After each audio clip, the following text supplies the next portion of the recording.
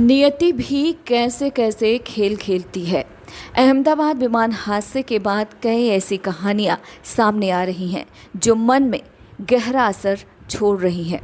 बड़ोदरा के एक ताबूत निर्माता को एयर इंडिया ने जब 100 ताबूतों को बनाने का ऑर्डर दिया तो उसे समझ नहीं आया कि इतना बड़ा ऑर्डर मिलने पर खुश होए या दिल को दहलाने वाली मानवीय त्रासदी के चलते गम में ही डूबा रहे। बड़ोदरा के कॉफिन मेकर अर्नेश रजवाड़ी ने मीडिया को बताया कि एयर इंडिया के एक मैनेजर का फ़ोन आया।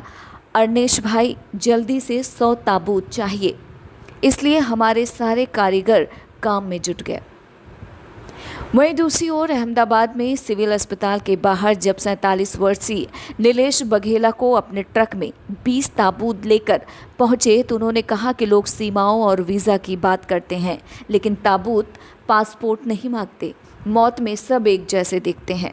नीलेश के मुताबिक कि वह हर रोज़ 7 ताबूत बनाते हैं।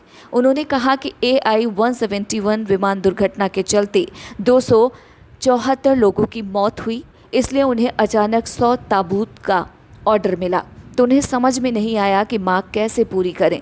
उन्होंने कहा कि मेरे पास पहले से ही 50 से ज़्यादा तैयार ताबूत स्टॉक में थे, इसलिए काम थोड़ा आसान हो गया। उन्होंने यह भी बताया कि मैं अक्सर मृतकों के पार्थिव शरीर विदेश जैसे कि लंदन, अमेरिका भेजने में मदद भी करता हूं, लेकिन इस बार कुछ अलग महसूस हो रहा है।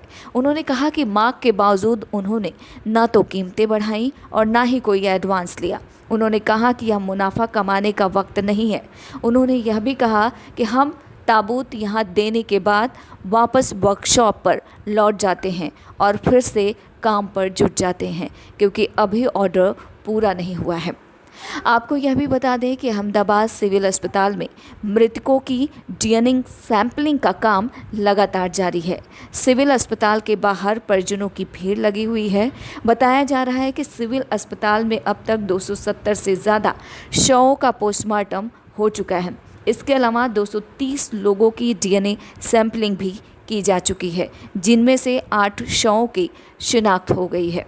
Bureau report, India post news.